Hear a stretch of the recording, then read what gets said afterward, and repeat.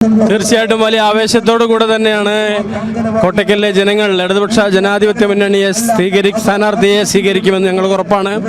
കഴിഞ്ഞ 10 വർഷക്കാലമായി കേരളത്തിൽ അധികാരത്തിലിരിക്കുന്ന ഇടതുപക്ഷ സർക്കാർ സ്വീകരിച്ചിട്ടുള്ള കേരളത്തിൽ നടപ്പാക്കിയിട്ടുള്ള വികസന വിപ്ലവം ലോക ഭൂപടത്തിൽ തന്നെ കേരളം ഇന്ന് നമ്പർ 1 ആണ്. അത്തരത്തിലുള്ള വികസന വിപ്ലവം കേരളത്തിലാകെ തീർത്തുകൊണ്ട് മുന്നോട്ട് പോകുന്ന ഇടതുപക്ഷ സർക്കാർ സകല മേഖലയിലും നമുക്ക് ആ വികസന പ്രവർത്തനം കാണാം. ക്ഷേമ പ്രവർത്തനങ്ങളിലും വികസന കാര്യങ്ങളിലും കേരളം ഇന്ന് മുന്നിലാണ്. പക്ഷേ ദൗർഭാഗ്യകരം എന്ന് പറയട്ടെ, കേരളം ആകെ കുതിക്കുമ്പോൾ കോട്ടക്കൽ എന്ന് പറയുന്ന ഈ മണ്ഡലം നമുക്കറിയാം ഒട്ടേറെ വികസന സാധ്യതകളുള്ള മണ്ഡലങ്ങളാണ്.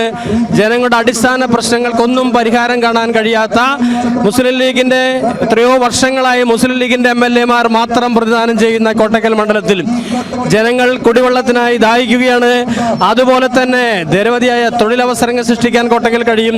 അതുപോലെ തന്നെ ആയുർവേദ സർവകലാശാല ഉൾപ്പെടെയുള്ള നിരവധി ആവശ്യങ്ങൾ, അതുപോലെ തന്നെ ബൈപ്പാസുകൾ ഉൾപ്പെടെയുള്ള ആവശ്യങ്ങൾ ഒന്നിനും പരിഹാരം കാണാൻ കഴിയാതെ എന്താണ് ഒരു ജനപ്രതിനിധിയുടെ ഉത്തരവാദിത്തം മറന്നുകൊണ്ട് പ്രവർത്തിക്കുന്ന ഒരു MLA ആണ് നമുക്ക് നാളിതുവരെ കോട്ടക്കലിൽ കണ്ടിട്ടുള്ളത്. തീർച്ചയായിട്ടും ഇതിനൊരു മാറ്റം വരണമെന്ന് കോട്ടക്കലിലെ ജനങ്ങൾ ആഗ്രഹിക്കുന്നു.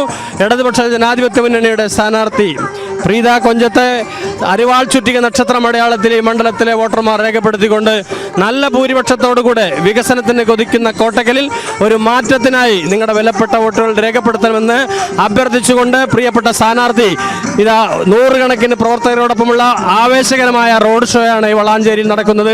തീർച്ചയായിട്ടും അതിന് വലിയ തോതിൽ കോട്ടക്കലിലെ ജനങ്ങൾ സ്വീകരിക്കുമെന്ന് ഉറപ്പാണ്.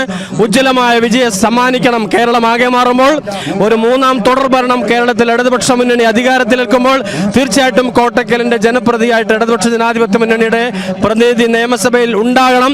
അതിന് നിങ്ങളുടെ എല്ലാവരുടെയും പിന്തുണ വേണമെന്നാണ് ഈ ഘട്ടത്തിൽ സ്ഥാനാർത്ഥിക്ക് അഭ്യർത്ഥിക്കുന്നത്.